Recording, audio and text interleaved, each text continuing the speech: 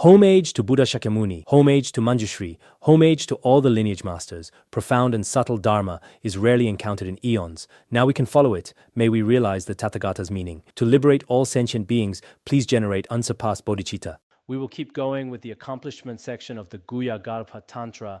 Within the accomplishment section, we have already covered its nature and its divisions. Now we come to the third point, the manner of accomplishment. The manner of accomplishment has two parts. First, the manner of accomplishment. Second, the result of the accomplishment. The manner of accomplishment has two parts. First, the generation stage. Second, the completion stage. First comes the generation stage. Familiarity occurs by placing the mind upon a support for visualization, such as an image of the deity positioned in front of oneself. When skill is acquired in the practice of phenomenal existence appearing as the deity, the perfection of the five experiences constitutes the accomplishment. In other words, there are two ways to go about this accomplishment. There is accomplishment by way of the generation stage, and there is accomplishment on the completion stage. Both of these exist within the secret mantra. First, the generation stage. Whatever deity you are practicing, the generation stage is actually a deliberately constructed way of visualizing. So you set a support for visualization in front of you. If you are practicing the 9 deities, for instance, you set out an image of the 9 deities. Or if you are practicing the method of Manjushri, then you place some images of Manjushri in front of you. The images should be placed on the shrine in a clean spot. At the same time, you set out the 5 offerings in front, arranging flowers, water, and the rest. Then, as you pray, you visualize.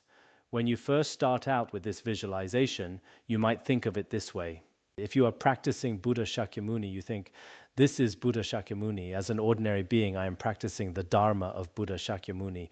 Of course, there are different sadhanas. Each sadhana has its own way of practicing, and you practice according to that one. At first, you may not be able to visualize it clearly, but then little by little, even with your eyes closed, you can visualize it clearly. As you practice for longer and longer, eventually, the image out in front seems to become a state of your own mind. In fact, your mind and the image are indivisible. In the end, it merges into one with your own mind. You can practice it this way too. This is one of the higher methods within the secret vehicle. It is like practicing Amitabha. If you follow the sutra approach or some of the outer preliminary methods, you visualize Amitabha Buddha as truly present before you, separate from yourself. If you follow the approach in the inner tantras, such as Mahayoga, Anu Yoga, and the higher vehicles, then you visualize yourself as Amitabha Buddha. Our mind and Amitabha Buddha are indeed indivisible. This is not taking something that was never real and imagining that it is. It is not like that. So when you visualize and practice, there must be a sequence. Once you grow familiar with it in this way, the 5 experiences taught earlier start to arise. At first, the experience wavers, and then you come to gain it. Then comes familiarity and stability, and finally the ultimate experience.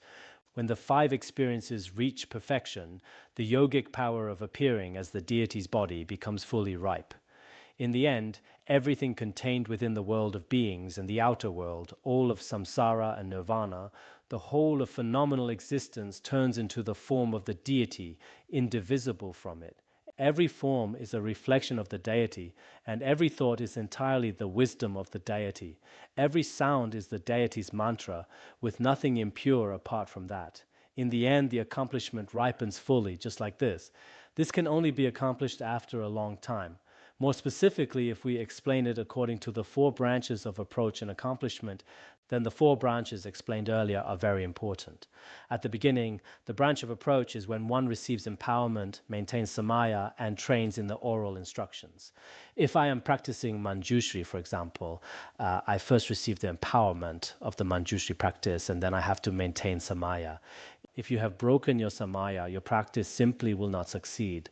And if you forget the instructions and the practice, there is no way to keep it going. So this earlier part is what we call the branch of approach. Now you begin to enter the actual state of practice. The branch of the close approach is to single-pointedly meditate upon the deity. Then you begin to visualize. Starting from Manjushri's sword and scripture, you visualize his entire form all the way through. When the visualization is complete, you recite the mantra continually. This whole process is the branch of close approach. This way, whether you practice for 7 days or for a long time, you keep practicing like this on and on. In the Manjushri practice, at first, we rely on conceptual thought to practice. In the end, we arrive at a non-conceptual state, a kind of direct perception. As soon as you visualize, your own mind enters that state. Eventually, that state can arise clearly in any posture, walking, standing, sitting, or lying down. Indeed, many people today do not make much effort. If you truly make great effort, I would not dare say that through deity practice you will fully attain the siddhi of becoming the deity. But to some extent you will gain siddhis and attainments of different levels. Many of our fellow practitioners here practice Padmasambhava and Manjushri. Through their own faith and the blessing of the deity, once all the necessary conditions come together, we can now say that their faith will no longer regress, and they themselves feel that Padmasambhava's blessing is inconceivable. Many practitioners have had experiences like this. This too is a sign of accomplishment in practice. It is not, as some other schools may say, merely something fabricated or merely fiction or empty imagination. It is certainly not that. So we ourselves should still continue to practice. Why do we often say that we should practice a deity? In fact, regarding the deity, if you have great faith in any particular deity, you can take that deity as your own yidam deity, or you can have this confirmed through the words of a teacher with whom you have a connection. That is also fine. In any case, it is very important to have a deity you rely upon over the long term. The branch of accomplishment is when stability is achieved. This state, in the end, is one where all of phenomenal existence turns pure. And the branch of great accomplishment is when the practice is perfected. So, what is the generation stage? You all know this already. The entire process of meditating on and visualizing a deity can be practiced through the generation stage. That is the first point. The completion stage has two parts. First, the completion stage of methods with characteristics. Second, the completion stage of the outcome without characteristics. The completion stage of methods with characteristics has two kinds. Among them, for the first, the approach is when one relies upon one's body to experience empty bliss through the unification of fierce wisdom, wind, and the subtle vital essence. This also includes the four branches of approach and accomplishment. So here we come to the completion stage of methods.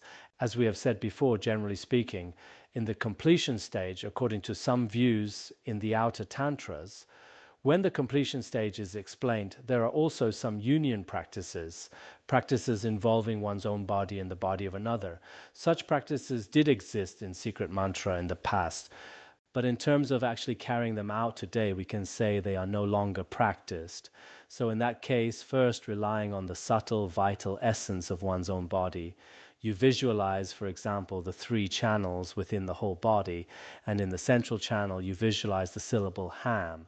Through the practice of winds, the fierce inner heat is ignited, and after that, the ham syllable at the crown center gradually releases nectar downward. Then the nectar flows into all the channels throughout the body.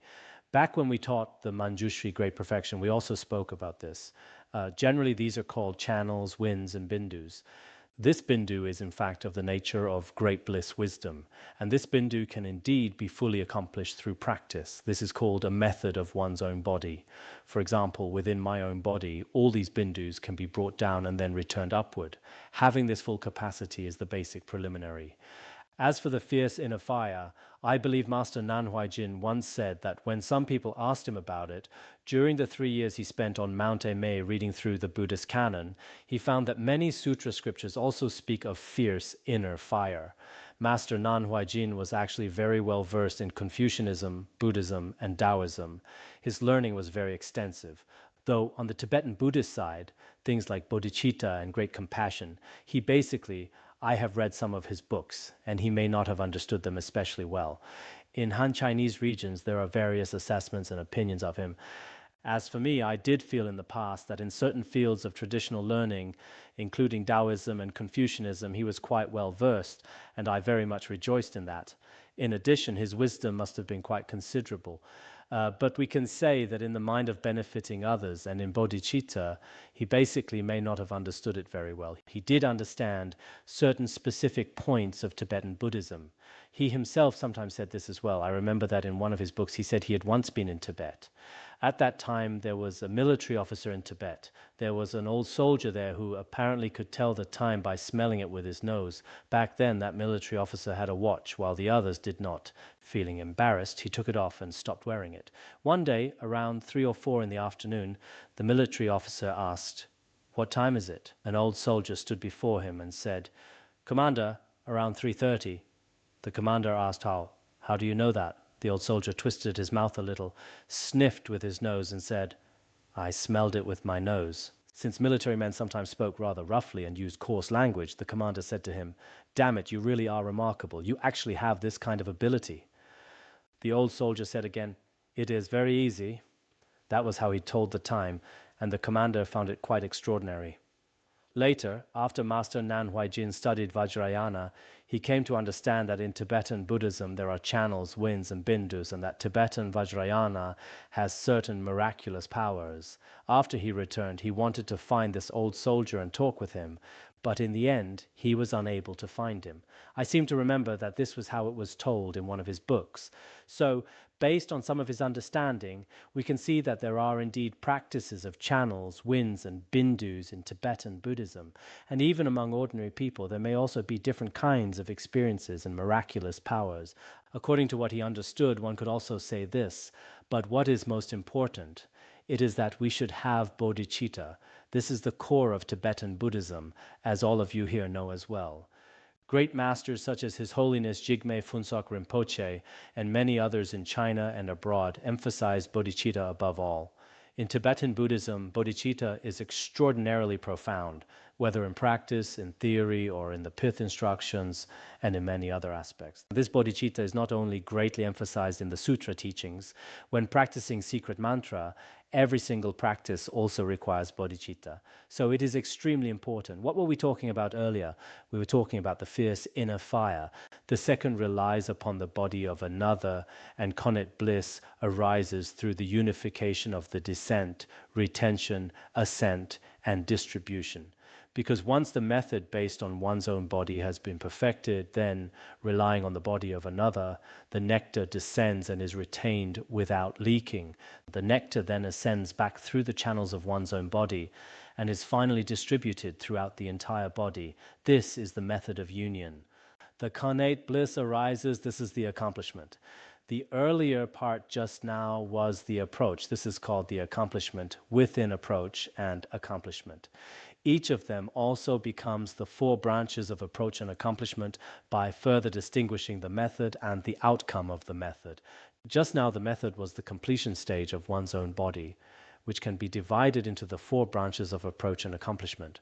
Then the outcome of the method, the completion stage of the body of another, can also be divided into the 4 branches. More specifically, it is as follows. The 4 branches of approach and accomplishment through the method of one's body are to receive oral instructions, become familiar, stabilize familiarity, and achieve perfection. At the beginning, for example, these instructions on the method based on one's own body are taken as approach among the 4 branches. Continuing to familiarize yourself with them is close approach.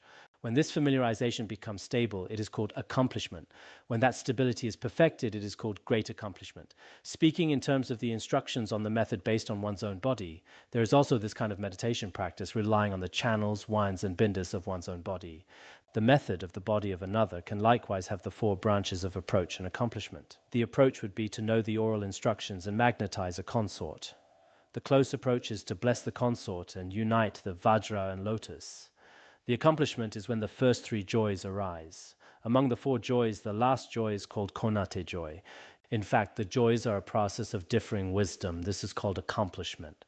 The great accomplishment is when Khenpo bliss is experienced.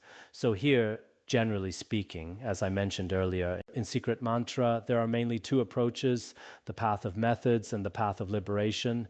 As for the path of methods, according to some outer tantras, especially the Kala Chakra and Chakra Samvara tantras, when practicing the completion stage with characteristics, one relies on union with a Dakini and thereby actualizes the fruition of great bliss. Does such a practice exist? It does. But Patrul Rinpoche also said in the past that, in principle, in certain secret mantra practices of the Gelug school, for example, there are indeed practitioners who attain accomplishment by relying on a consort or mudra. In the Nyingma tradition, however, the main practice is the unsurpassed great perfection.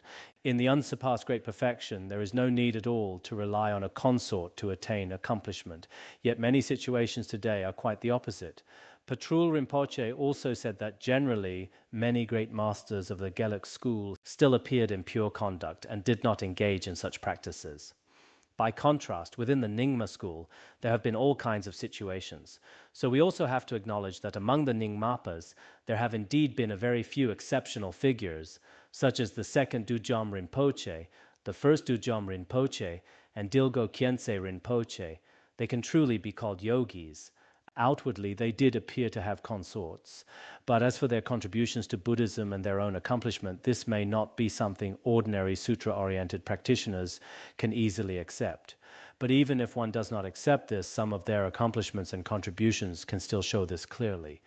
But as for others, honestly, if we say it directly, some monastery abbots or certain people referred to as tulkus, let alone being able to actually practice these methods, may not even understand the basic theory learned through study and reflection. I once heard about a tulku who was a Vajra brother of one of my Vajra brothers. He had once been ordained, but later returned to lay life. After returning to lay life, he said, "I now have a consort, a Dakini." At that time, that Vajra brother said to him, "If you say you have returned to lay life, I can accept that. That makes sense. After all, I know your wisdom and your level quite well. But if you call her a consort, I'm afraid I cannot accept that." I think what he said was quite true. So sometimes in a very small number of monasteries, there are certain people referred to as tulkus.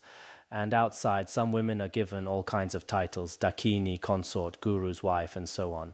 Even among Buddhists in Han Chinese areas, a very small number of young people often admire these things and talk about them. But in reality, as I said just now, what matters is not some title or label. We should practice in the way the Buddha Dharma actually teaches. In this whole matter, I would not dare say that this is completely absent in certain traditions. The manifestations of Buddhas and Bodhisattvas are inconceivable. This is somewhat similar to what we see in some Chan circles in Han Chinese regions today. The original teachings of Chan were never like this, but nowadays almost anything gets called Chan culture. In the end, in some places, Chan too has turned into so-called wild Chan and all kinds of other situations. And after Buddhism from Han Chinese regions was transmitted to Japan, with some Buddhist teachings and practices in Japan, it is hard to simply say, this is Buddhism, because in some cases it may not truly be so. Yet it is also hard to say, this is not Buddhism, because by now it has become widespread. It is difficult to say. The emanations of Buddhas and Bodhisattvas are inconceivable. So in a few places in Tibetan areas, we have to admit that as far as I can see, some people have no real understanding of so-called union or such practices. But because of their karma, people still take them to be Vajra Gurus or Vajra Dakinis. In reality, it is simply the worldly afflictions of ordinary men and women. So I hope the fourfold assembly of Han Chinese disciples, after they have studied these profound Dharma teachings, will never mistake such things for practice or for the path of methods. Such a claim really does not make sense. In this day and age, we have not really seen people like this who are truly outstanding Vajrayana yogis. There may be some, because such practices do exist. But many people, outwardly at least, cannot even explain the theory clearly. If they cannot even explain the theory, they may not even understand these terms. If such a person is called a yogi, what kind of suffering might he bring to others? The other day, I brought this up once before as well. At the World Youth Buddhist Symposium, someone asked Professor Khan Yukuen a question. At that time, he was vice chairman of the symposium and president of the Buddhist Society at Hong Kong Polytechnic University. Professor Khan is a very good professor, and he has great faith in the lineage of Dudjom Rinpoche. Last year, we invited him to serve as vice chairman, and he was very willing. When he answered the question, he said that regarding the union practice in secret mantra, Dudjom Rinpoche was a practitioner of this kind, but he did not find even one disciple to whom he could pass it on, so it was not transmitted. That was what he said. I find this very convincing. Take our guru, His Holiness Jigme Phuntsok Rinpoche, for example. In principle, we can say that he had such capacity and accomplishment, but you all know what is written in his biography. At that time, Khenpo, Sultrim, Lodro, Tulku Tenzin, and I were personally before His Holiness. Sometimes we dared to ask, and sometimes we did not, but in some situations we had no choice but to ask. After we asked him in detail, the things that were later written down were based on His Holiness' own example, showing what kind of impression the secret teachings of Tibetan Buddhism can leave on people. So I especially hope that you, my fellow practitioners, if your karma ripens and your afflictions are truly strong, and in the end some monastics break their vows and some lay practitioners also break their vows, then that is a different matter, and there is not much to say. If you can confess and purify, then confess and purify. If you cannot, there are gurus who return to lay life, and there are disciples who return to lay life. The 50 verses on guru devotion says that if your parents or your guru return to lay life, then even if they later become lay people, you, as a monastic, may still prostrate to them. There is such a statement as well. So this has existed since ancient times. But we must never take it to be the Dharma. They have no genuine practice or realization at all. Yet I see many people like this in Han Chinese regions today, especially some women whose minds are rather changeable, who want to become some guru's dakini, consort, or mudra very much. Many people are very familiar with these terms. I do not know where they learned them. But to be honest, the wish itself is good. To become someone who delights the Buddhas and Bodhisattvas life after life is indeed a good thing. But in actual practice, everyone really needs to be careful. Otherwise, for example, no matter which monastery or which guru it may be, if he truly appears as a monastic, then by acting in this way, you may harm him, and the harm to his reputation and dharma activity could be extremely serious. So for ourselves, we should still stay as pure as we can. In secret mantra, there are many methods for recognizing the afflictions directly. In the Great Perfection, there are many such pith instructions. So please do not grasp at just a few particular words in these teachings. It is true that such completion stage practices do exist in secret mantra. When I translated it here, I did not render those parts out. Previously, when I taught finding comfort and ease in meditation, there was also a passage I did not translate. I was afraid that some people might take it out of context.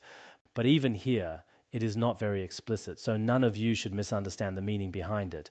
As true practitioners, we still need genuine mindful awareness and mindfulness to guide and restrain our conduct. This is very important, because this issue is quite important. I remember I have already given this reminder 3 times throughout the Guhyagarbha Tantra. Not only that, even the 4 joys abide as the 4 branches of approach and accomplishment. The 4 joys are taught elsewhere as well. And this also has the 4 branches of approach and accomplishment. Each of the earlier ones can be divided by the 4 branches of approach and accomplishment, which can be established based upon the former as the root cause and the latter as the result. In short, these 4 branches of the approach and accomplishment have 2 distinctions, which are the original cause for whatever siddhi is going to be accomplished and the path that actually accomplishes this. It is also acceptable to delineate the 2 inner distinctions of root cause and result. Any process of practice can be divided into the preliminaries and the main practice. The preliminaries can be divided into cause and result, and the main practice can also be divided in the same way. This can be applied to all 5 paths.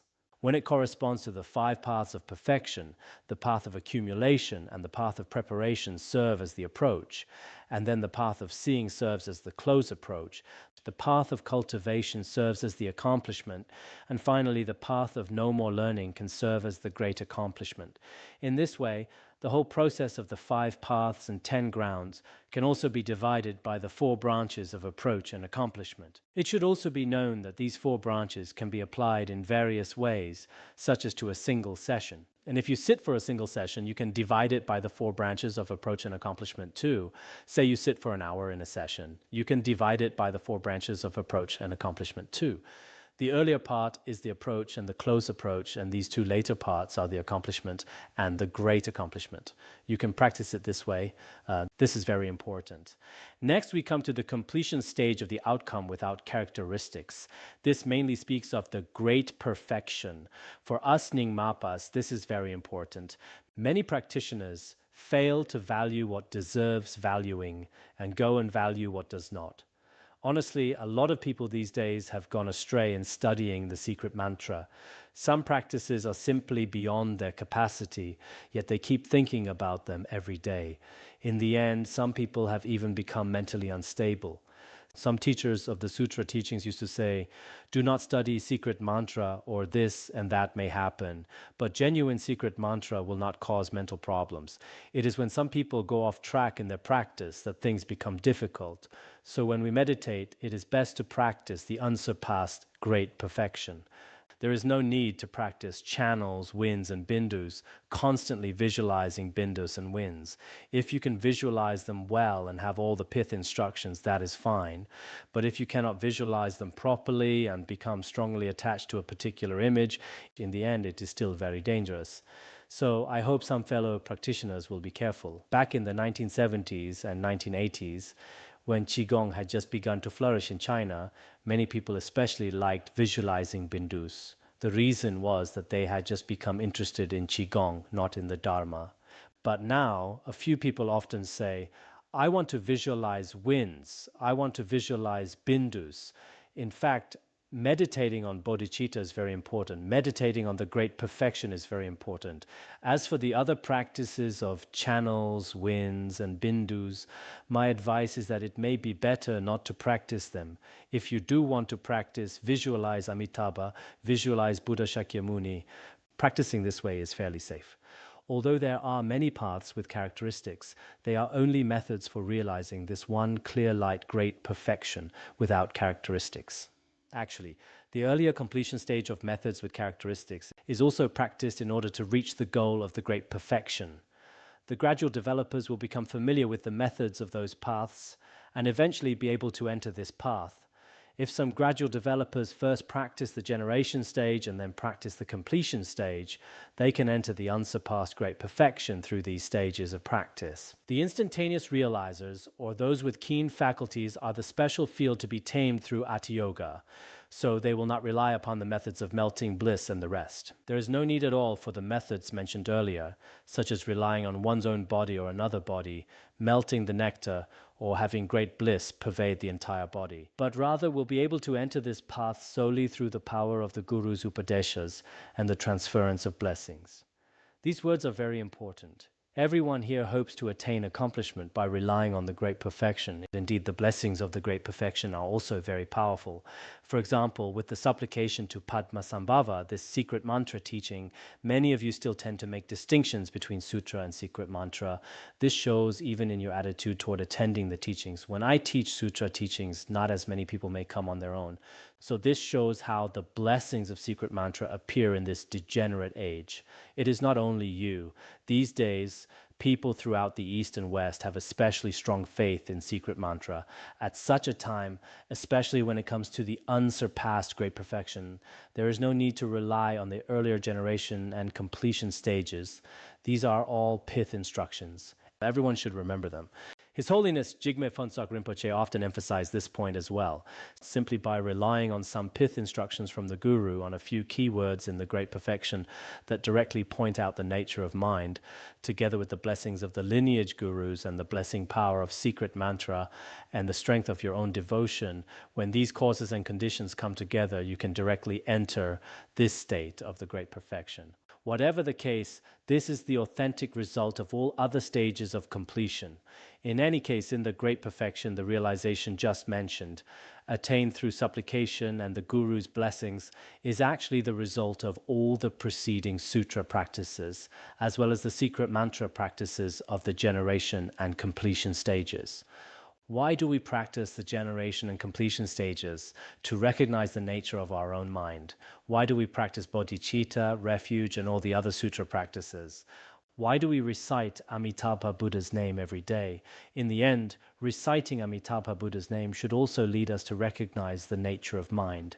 If we speak from the definitive meaning of the sutras, we cannot simply say that the land of great bliss exists as some inherently existent place, and that I also exist in an inherently existent way.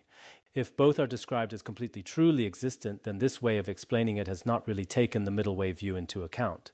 So everyone must bear in mind that the ultimate result is still what is taught within the unsurpassed great perfection, the most definitive state of the indivisibility of appearance and emptiness.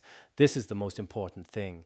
Just as the nature of one's mind as self-originating wisdom, unelaborate, innate, empty awareness, is directly introduced through the upadeshas received from the Guru, the mind is rendered free from refutation and establishment or the stain of contrivance. So what is the great perfection? Here it has already explained that we rely on a special kind of instruction from the Guru.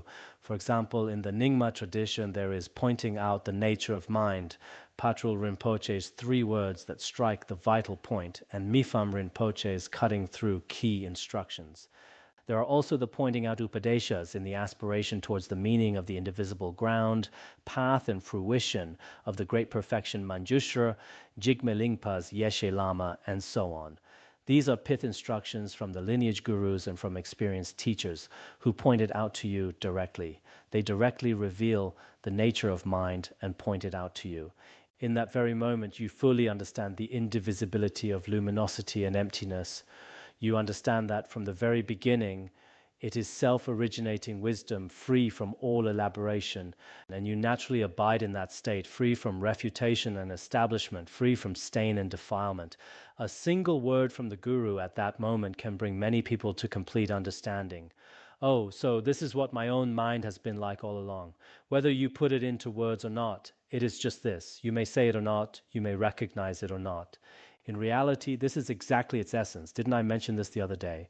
There is that famous line now, whether seen or unseen, love is still there. It comes from the song written by Tashi Lamo Duoduo. Later, she said it was adapted from a line by Guru Padmasambhava. After she reworked it, it eventually became the version people know today. I said this must be a blessing from Guru Padmasambhava. At first, the line itself did not seem especially remarkable. She herself also said, I am not a famous person either. She never expected that after it was used in If You Are the One Too, so many people would like it. Now, this is spoken of in terms of a worldly love, but in reality, whether we recognize it or not, its very essence is right there. In other words, the essence of the mind has been like this all along. When you recognize it, it is like this, and when you do not recognize it, it is still like this. In fact, this is Manjushri in the definitive sense. It is what we call the naked essence of mind. It cannot really be expressed in words, nor can it be grasped by the conceptual mind. But when you truly experience it, you realize that not only the minds of beings in the 3 realms are like this, the wisdom of the Buddhas of the 3 times is also like this. From the perspective of the true essence, the definitive meaning, the wisdom of the Buddhas of the 3 times and the minds of beings in the 3 realms of samsara are not divided into superior and inferior. A state like this can appear directly before you. So what is being taught here is that many of us should rely on this method of recognizing the nature of the mind to transcend samsara. For those of you here, this is also the main method of practice. This is explained through the 4 branches of approach and accomplishment. If a state like the Great Perfection is recognized through these 4 branches, what exactly is it like? In other words, the approach is to hear the Upadesha pointing out instructions. At first, you receive empowerment from the Guru. Once the empowerment is complete, you naturally abide by the Samaya, and then the Guru gives the pointing out pith instructions. There are many such instructions in Jigme Lingpa's Yeshe Lama. The Guru may use special ways of acting to give the pointing out instructions. In His Holiness Jigme Phuntsok Rinpoche's Great Perfection Manjushri, it is only 2 or 3 lines, very simple. Just now, I basically explained some of this content to you as well. I do not know whether you have realized it or not. Let me repeat the Guru's Vajra words. You should come to some understanding. This is called approach. So what is it like? In order to enter the great, natural, spontaneously present mandala, this is similar to opening one's eyes. At first, because we have been wandering all this time in the 3 realms of samsara, we have no idea how to enter this great natural mandala. When we rely on the Guru's pointing out, we truly do enter the spontaneously present great mandala. This is similar to a person about to enter a mandala.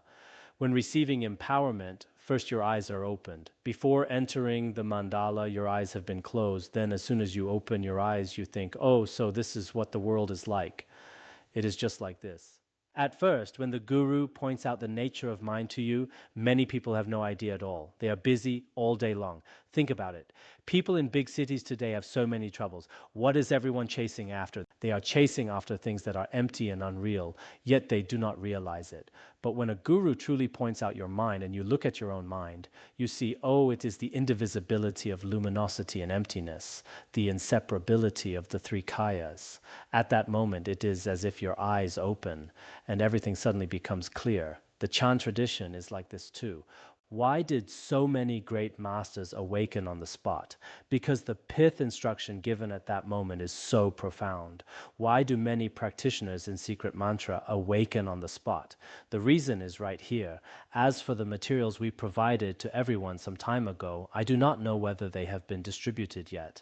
In the Nyingma school of Tibetan Buddhism, there are many great accomplished masters. They have not been distributed.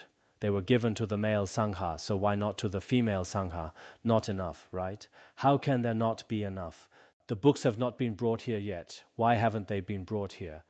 The Nyingma school of Tibetan Buddhism is now ranking quite well among Buddhist books. This year, should we also give it to the lifelong students? There is a lot in it that you may not understand, especially certain sections, because it is a historical work and also a very profound teaching. It contains some text titles and stages of practice, and if you did not understand Tibetan Buddhism very well before, it may be like reading the Chan tradition's biographies of eminent monks today. Some people may not understand that very well either. But why did I mention this just now? Because after you read it, you will think, oh, there really are so many accomplished masters in Tibetan Buddhism who attained accomplishment by relying on this method. You will come to understand this. Understanding the meaning is the close approach. After the guru gives the pointing out pith instructions, you understand for yourself, oh, so this is what my mind is like. Once you have understood this, it is like seeing the mandala. This is the second process, close approach. After it is taught to you, some people may not have fully grasped it, but they know for themselves, oh, so this is what the nature of my mind is like. In ordinary schools and other places, including countries like the United States, Canada, and Britain, you still cannot receive such instructions, even at top universities. At this point, you gain a certain understanding. This is the second level of meaning. The familiarity that occurs when one's indwelling wisdom is experienced is accomplishment. Before there was understanding. Now there is direct experience, and then you keep practicing. At first, after the guru explains it, you recognize the nature of mind a little. Then you keep practicing it every day. Each day you look at what the luminous, empty, and indivisible nature of mind is like. You sit in meditation every day and practice in this way. This is not done in just a day or two. It usually takes many years of effort. Some fellow practitioners with sharper faculties may experience it as soon as it is pointed out. Some with heavier karmic obscurations may recognize it, but still need to keep familiarizing themselves with it before they finally experience it directly. As I said just now, first comes pointing out, then understanding, and after understanding, direct experience. All of this can be done even while we are still at the level of ordinary beings. What is this like? It is like having entered the mandala. When familiarity is stabilized through the dissolution of exertion on the path and mental fixation upon the philosophies of the 8 vehicles, then you continue to practice. In the end, you completely let go of the effortful practices found on certain paths. This especially refers to all the grasping and effort in the 8 vehicles below the Great Perfection. Sometimes they speak of luminosity, sometimes they rely on reasoning, sometimes they rely on channels, winds and bindus and so on, all these effort-based approaches. When you reach this point, they are no longer needed, gaining certainty in the meaning of the Great Perfection. So the Great Perfection method of directly pointing out the nature is this direct and this sublime. At that point, whether it is the sutra teachings or many teachings of other traditions, you truly have a different feeling toward them. Like conferring empowerment within the mandala, this is the great accomplishment. Here is the analogy for the last of these. It is like someone opening their eyes, then seeing the mandala, then entering it, and finally receiving empowerment within the mandala. That is the analogy. These 4 stages are laid out for us ordinary practitioners. Mipham Rinpoche is not describing the level of a bodhisattva here, nor the level of someone who has reached the grounds.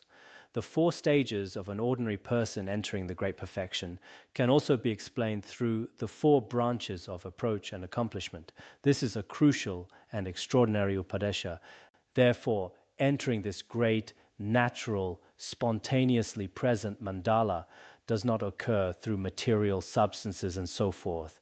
So when you want to enter the mandala of the Great Perfection, whether it is empowerment or anything else, whatever your practice, you do not need these substances with characteristics. For the empowerment, you do not need any material vase with characteristics either.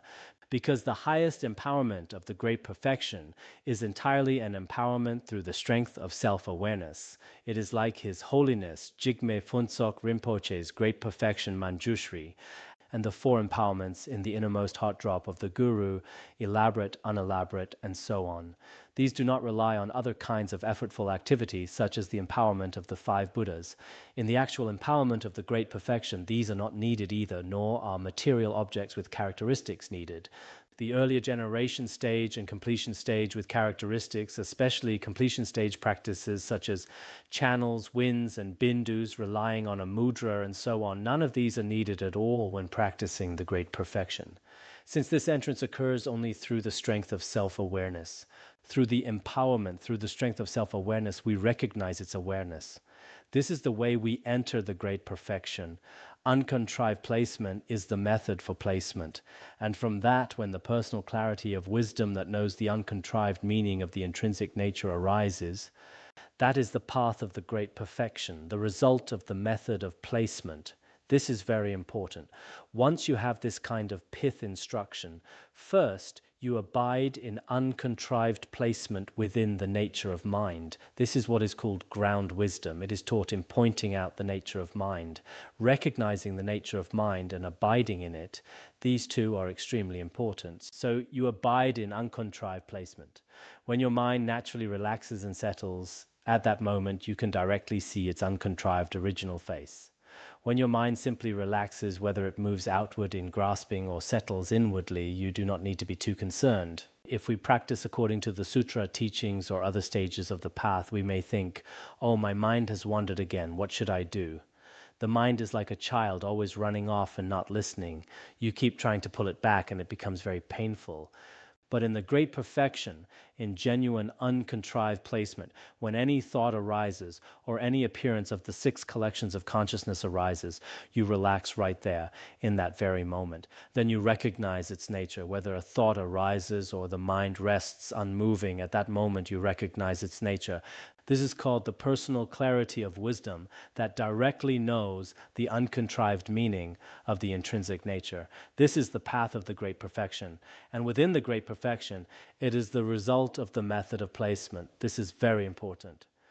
Rongzom Pandita, in entering the way of the Great Vehicle, also taught many profound pith instructions. The omniscient Mipham Rinpoche also taught this in other Great Perfection practice liturgies.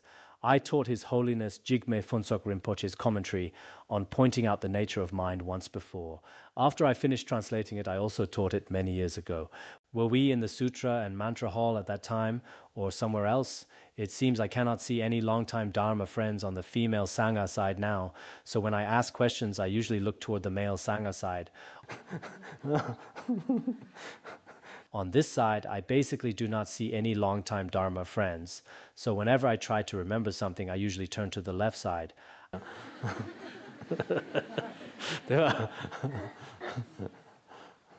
I do not see anyone on the female Sangha side. Is there anyone who has been here for 10 years? Only Sherab Tso, right? Are you one of the Dharma friends who has been here for a long time? Look, even your hair has turned white. Otherwise, it seems I cannot find anyone else. The male Sangha side is a bit better. There are a few monastic Dharma friends who have been here a long time. All right. His Holiness Jigme Phuntsok Rinpoche also wrote a preface for pointing out the nature of mind. His Holiness wrote 2 prefaces. One was for pointing out the nature of mind. He wrote one, right?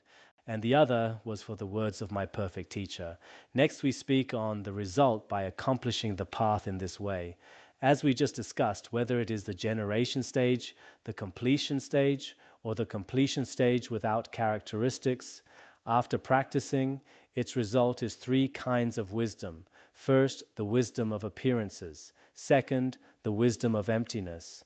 Third, the wisdom of non-duality. The first is the wisdom of appearances. According to the perspective of a generation stage practitioner, the kaya of the contrived deity arises. We visualize, for example, Manjushri, Avalokiteshvara, and so on. This is a contrived deity that we keep visualizing in our minds. And for a completion stage practitioner, this wisdom of appearances is indicated through the 12 analogies of illusory phenomena. The limitless appearances of the kaya of a deity, accomplished just from the vital wind mind, arise merely as self-appearances. This is just as it is taught in the Kala Chakra.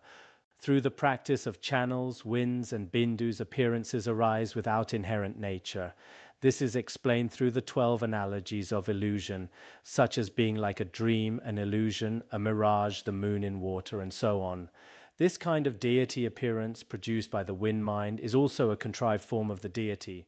Whether it is the contrived appearance that manifests in the generation stage, or the deity appearance that manifests within the clear light appearance of the completion stage, appearing without inherent nature and appearing very clearly, all these limitless appearances appear only within self-appearance. Of course, these are contrived appearances. They are not the deity in the most definitive sense. It is like Togal in the unsurpassed great perfection, the leap-over practice of spontaneous presence.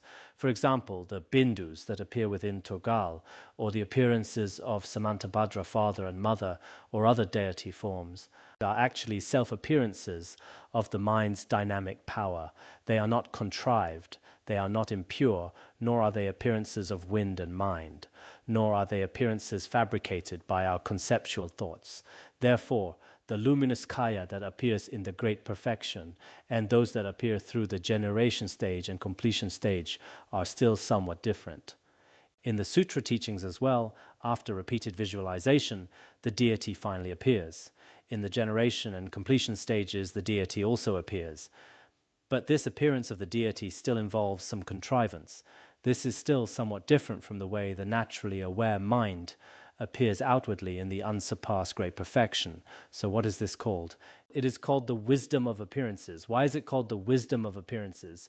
Because the deity truly appears before your mental faculty or eye faculty, and you actually see it. The second is the wisdom of emptiness. What is the wisdom of emptiness? Having stabilized the samadhi of the generation stage, the appearance of the deity is dissolved and becomes non-conceptual. As we discussed earlier, once the samadhi of the generation stage gradually becomes stable, the appearance of the deity you have visualized is finally dissolved back into your own mind. Then the mind rests in emptiness. Often when we practice guru yoga, we first visualize the guru, then supplicate and make offerings before the guru, then we request siddhis and so on. Finally, the guru transforms into 5 colored lights and dissolves into our own mind. The mind also rests in a non-conceptual state. This is actually a completion stage, or the final process of the generation stage, in which one meditates in a non-conceptual state. This is a kind of wisdom of emptiness. The process within this non-conceptual state is called the wisdom of emptiness. For a completion stage practitioner who has relied upon the practice of method with characteristics, the 4 states of emptiness will be experienced, as we discussed earlier, through the method of one's own body or the body of another. You gradually come to experience the 4 states of emptiness. The 4 joys are described from the aspect of the intrinsic luminosity. The 4 emptinesses refer to the aspect of emptiness. Actually, the 4 joys and the 4 emptinesses are both a kind of wisdom, 4 kinds of wisdom. At the time of the final emptiness, connate clear light will become evident. Here, the clear light really means the emptiness of the nature. In other words, the final wisdom of emptiness becomes manifest. The third is the wisdom of non-duality. The union of awareness and space is the fundamental nature of phenomena freely experienced within one's mind as uncontrived natural clarity. This is called the wisdom of non-duality. Many people may indeed find it a little hard to experience, but everyone should at least understand it on the literal level. What is the wisdom of appearances? Well, the wisdom by which we visualize the clarity aspect of the deity is called the wisdom of appearances. This refers to the various deity appearances that arise, whether with or without characteristics. Then what is the wisdom of emptiness? When you visualize the deity, whether in the generation stage or the completion stage, after visualizing the deity, you enter a state of emptiness. This is the case in the generation stage. As for the completion stage, the final one among the four joys arises, known as Kane clear light. When Kane clear light manifests, this is also a kind of wisdom of emptiness. That is the rough meaning of the first two. As for the wisdom of non-duality that comes next, within the nature of your own mind, you can observe the fundamental nature of all phenomena. The reality of all phenomena is, in fact, resting freely without contrivance. To put it another way, when you look at your own mind and rest freely, the true nature of all phenomena is the indivisibility of luminosity and emptiness. This is the reality of all phenomena, the true nature of all phenomena. When you fully realize this principle, this is actually called the wisdom of the union of appearance and emptiness. To abide without contrived generation and methods based on exertion is the great perfection. In the great perfection, we also often speak of recognizing the nature of the mind. What does recognizing the nature of the mind mean? Back when His Holiness often taught the pith instructions of the great perfection, he would ask us to examine our own mind with the mind itself. When we examine our own mind with the mind itself, from the perspective of its emptiness, not even the slightest particle can be found. It truly is no different from the son of a barren woman or a flower in the sky. You could say it does not exist in the slightest, but at the very moment it does not exist, its luminous clarity is self-appearing and unceasing. It is vivid and clear, completely unlike space or the son of a barren woman. This is the luminosity. So this luminosity and emptiness are indivisible. In appearance, in words, you could say they are separate. But actually, luminosity is emptiness, and emptiness is luminosity. This point is also found in the Heart Sutra. Form is emptiness, emptiness is form. Here, form refers to luminosity, and emptiness refers to emptiness. In essence, emptiness and form are indivisible. This is what is meant by form is emptiness and emptiness is form.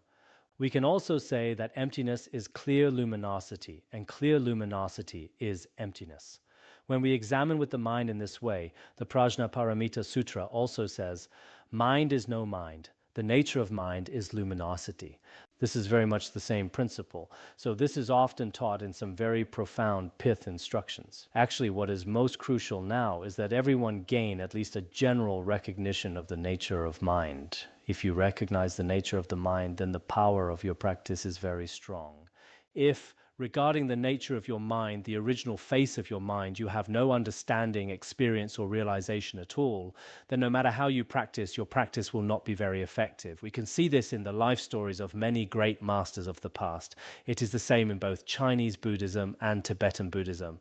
If you direct your aspiration toward the mind and make effort on the mind, and if the way you make effort on the mind is to recognize what the nature of mind is like as much as possible, just as in the great perfection, where you first examine where the mind comes from and where it goes, and then examine its nature and the whole way it functions and so on, then after that it becomes relatively easy. Although these three are posited from the aspect of wisdom that realizes the fundamental nature of inseparable purity and evenness, just now the wisdom of emptiness was speaking of evenness. The wisdom of appearances is spoken of from the aspect of purity.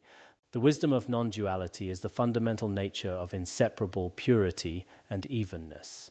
These are posited from three aspects. According to their nature, they are united. Since even the illusory body appears to be empty, and clear light as well means unceasing self-appearances. As I just said, whether it is the illusory body or the appearances described by the 12 analogies, such as being like a dream or an illusion, their essence is also empty. The luminosity that appears from the empty essence is also self-appearing and unceasing, and its essence is empty as well. Therefore, it is a union, yet they are explained in this way based on what is being emphasized. Similarly, both terms, purity and evenness, if these two terms seem to conflict. The meaning is that, as mentioned just now, something is originally pure. On the same basis, there is purity and there is evenness, and these two seem to conflict. But in fact, there is no contradiction. Why is there no contradiction? That is from the aspect of their individual distinction. Actually, purity and evenness, each term reveals the meaning of both terms. Take purity, for instance. When we speak of purity on the relative level, it actually includes both the meaning of purity and the meaning of evenness. In regard to purity, the purity of relative truth is revealed in that everything is pure as the deity. According to the genuine, everything is pure without the characteristics of elaboration. In that case, then, as for purity, the earlier statement, purity as the deity, is actually explaining the meaning of purity. At the ultimate level, this purity is free from the four extremes and the eight elaborations. This is called evenness. So on the surface, we call it purity. But this purity also carries the meaning of evenness, the meaning of emptiness. In addition, according to the relative, evenness reveals that Buddhas and sentient beings are inseparably equal. When we say Buddhas and sentient beings are equal, it actually means purity. And according to the genuine, everything is equal in unelaborate space. This is the meaning of evenness on its own. Just as at the ultimate level, all phenomena are the indivisible emptiness of the Dharmadhatu, on the relative level, I and all sentient beings are originally pure and originally even. So the word evenness also carries the meaning of purity.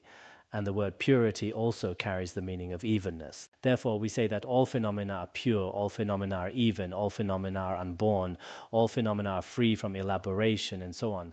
These words have very profound meaning. Actually, when it comes to studying the Dharma, I always feel this way. Perhaps it is just my own karmic connection, but with any kind of worldly knowledge, the more you study it, the drier it seems, without much depth. I always feel that with these worldly fields of knowledge, the more you look into them, the more you feel they lack depth. I have this feeling. I wonder whether you feel the same. Maybe this is my karmic obscuration ripening, right? A good kind of karmic obscuration. No matter which of these two terms is expressed, both are capable of indicating the meaning of the primordial Buddha. Luminosity, purity, and evenness, as mentioned just now, can all express the meaning of primordial Buddha. Know that this is taught throughout the Tantras in various ways. Some Tantras teach that all phenomena are pure. Others say that all phenomena are even. Some say that all phenomena are primordial Buddha. Some Tantras and Sutras speak of Prajnaparamita. Some speak of ultimate truth. Others speak of the indestructible Bindu. Still others speak of the deity in the definitive sense, and so on. Mifam Rinpoche, in his commentary on the Ornament of the Middle Way and in other treatises, emphasized again and again that the different names used in the sutras and tantras all have very profound meanings behind them. For example, we often speak of freedom from elaboration, ultimate truth, emptiness, evenness, and so on. In the Guhyagarbha Tantra, evenness and purity are emphasized more often. In the Great Perfection, primordial purity is taught more often. In the Middle Way, emptiness and freedom from elaboration are taught more often, but the meaning they express should be said to be the same. It is just that the way they are expressed is different. Behind each word, there are very profound pith instructions. Therefore, we have heard Mifam Rinpoche teach in the Beacon of Certainty that without karmic connections from previous lives, even understanding the names of these specialized terms can be quite difficult. I will not quote scriptural sources, all right, time is up. I had originally planned to quote scriptural sources. Thank you. Thank you all for listening. Without you, there would be no way for me to teach. Right? It is really true.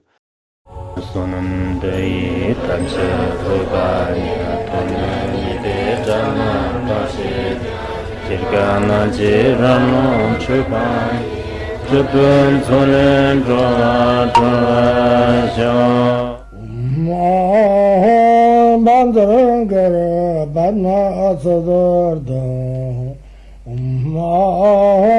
Bandangara Badna Sodargye